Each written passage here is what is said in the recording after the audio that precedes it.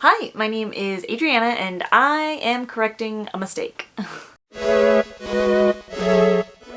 I was uploading my February wrap-up recently, and in the February wrap-up, when I talked about reading Bloodline, I said I had a review up on my channel of Bloodline that you could check out some deeper thoughts on. And I thought I did, but when I uploaded the video and went to add a card of that standalone review so that you could click the little card and see my in-depth thoughts on Bloodline, no such video existed. So we are here correcting that. I will be doing my best because I did read this like a month and a half ago now. Normally I try to do these reviews like very shortly after I finish the book, so everything is still fresh. But I did take tons of annotations when I read the book, so that helped. I think I have a pretty good understanding of what my thoughts and feelings were. I did rate this 5 stars right after I read it, so I did really enjoy it. But without further ado, let's get into discussing some thoughts about this book. Alright, so we will start with a synopsis that I was able to put together with my vague memories and notes I had left myself in the book. But the president's pregnant daughter, Amanda, is abducted and her husband killed while boating off the coast of Africa. The Sigma team is dispatched to extract her and uncover a thousands-year-old mystery intertwining all modern-day secret societies. So,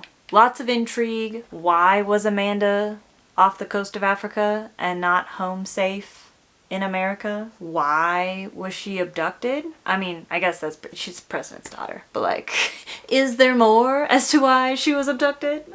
Probably.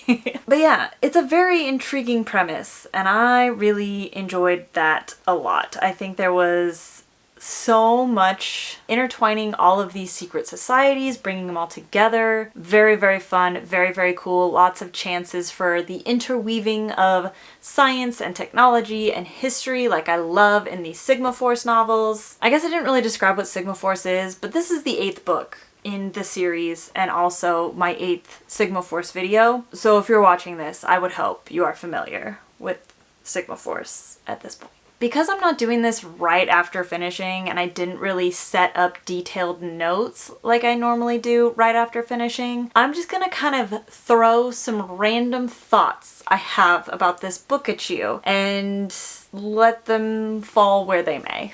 So starting with, like I said, this is the 8th book in the series and it feels the most series-y to me. Like, we start to see relationships between characters like really start to deepen, particularly Painter and Lisa and kind of where they're at in their dating thing. Gray and Seishan, where they're at in their like enemies to hesitant allies to we definitely like each other to I don't know what this is or where it's going, but we seem to steal smooches whenever we can.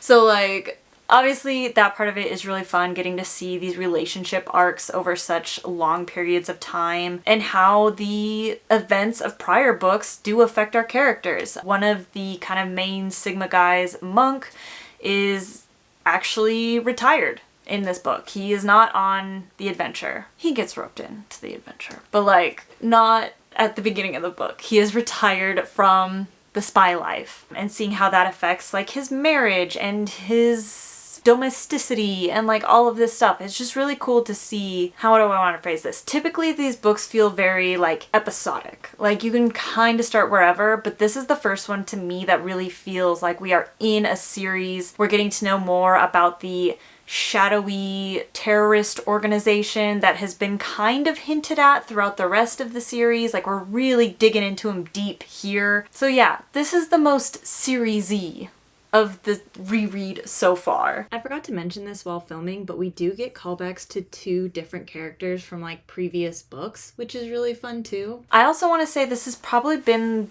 the one in my reread that I have had the least amount of misogyny taking me out of the story or like any other isms taking me out of the story. I only found 1 note, I guess kind of 2 notes, and they're both kind of the same note, but in the two examples, James Rollins chooses to not name the woman.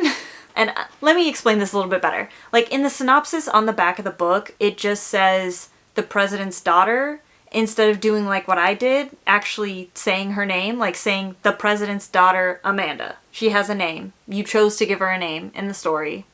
You can use her name in the synopsis. And then somewhere else in the book, he's describing something that's going on and he says, Gray and the two women, which is like 5 syllables.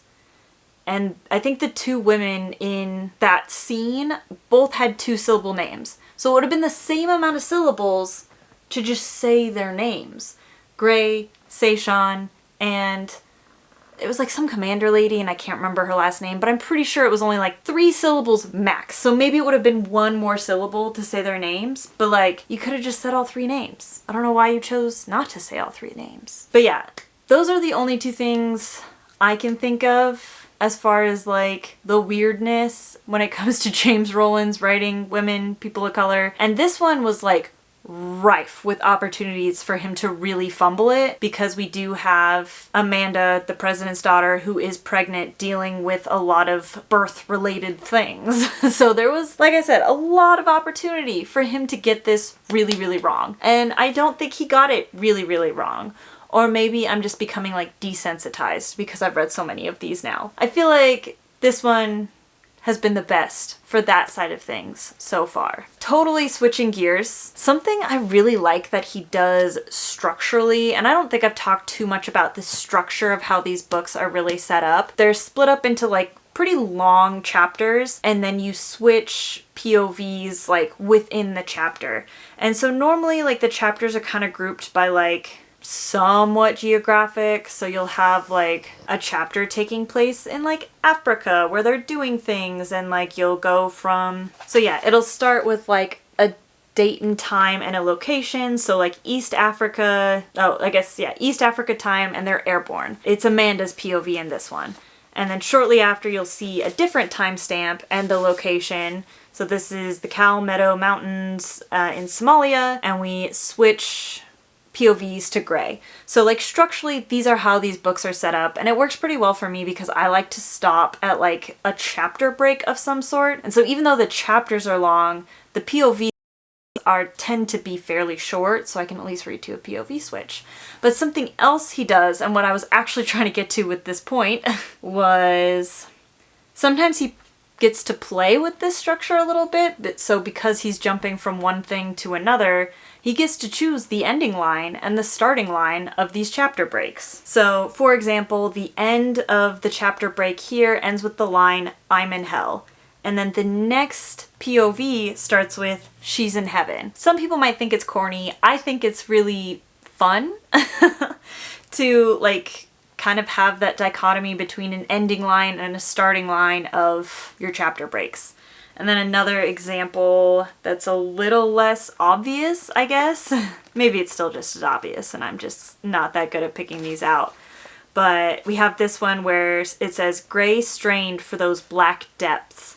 And then it starts with, "Seishan fought for more height." So you have one character going low, one character going high, and they're both struggling.